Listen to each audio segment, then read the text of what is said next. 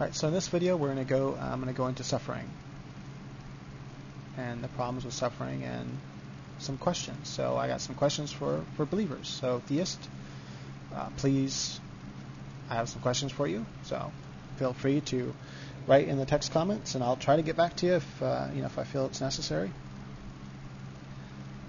But I do appreciate people that actually take the time to try to answer the questions that I have. Okay, so the question then deals with suffering and thresholds of suffering. So right now, we human beings, we have a certain threshold for suffering. That is, we can feel a certain amount of suffering. Now, obviously, suffering is needed. There's no doubt about that. Because let's say I come across a rose bush, and it has little thorns on it, and let's say there's a whole bunch of roses, and I'm running through the roses, and they're hidden in other bushes, so I can't really see them, and they're ripping me apart. Well, I don't know it until after I look down and I see all this blood, right?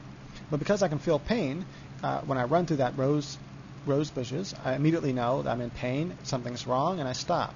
And I look at myself and I realize, ooh, I'm bleeding, that's not good. So, if we didn't feel pain, we might rip ourselves apart. But is it necessary to feel the amount of pain that we do? For example, if you've ever had a toothache, if you ever had a toothache, then you know that you've experienced some pretty extreme amounts of suffering, right?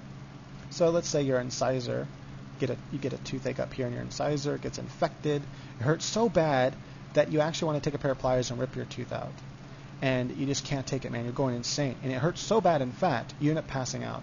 Your body goes into overdrive. Cool. I guess we do have somewhat of a defense mechanism for extreme suffering. We go into shock, and you're lucky you don't die from the pain, because you can actually die if it's so much pain and you go into shock, you can actually die.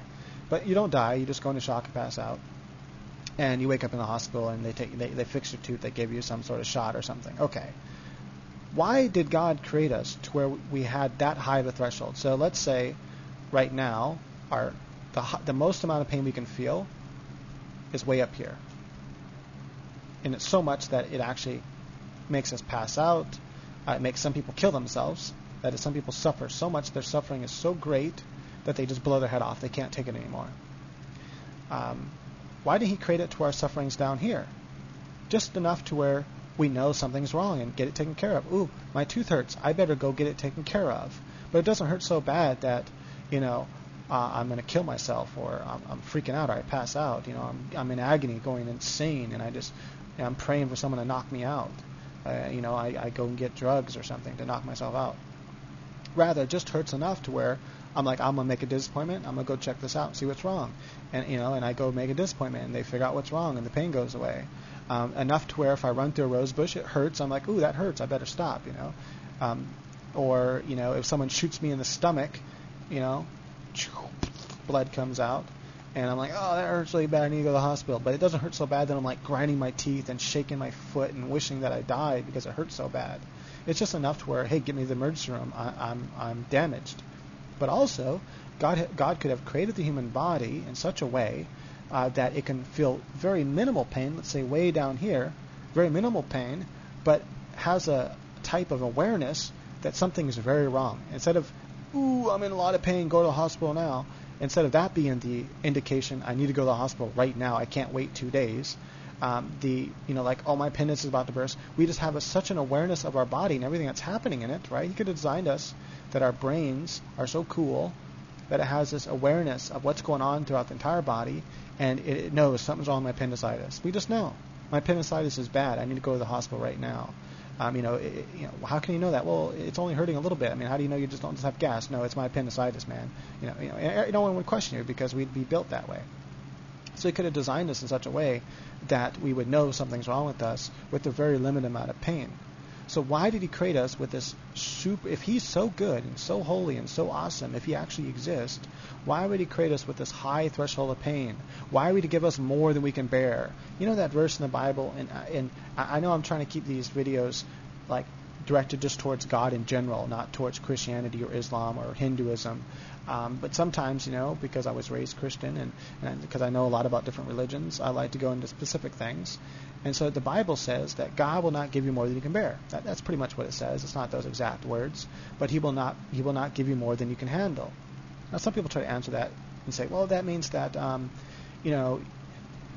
He won't give a believer more than you can handle, or, it means that you can still handle it technically. Even though you blow your head off, you could have handled it if you wanted to.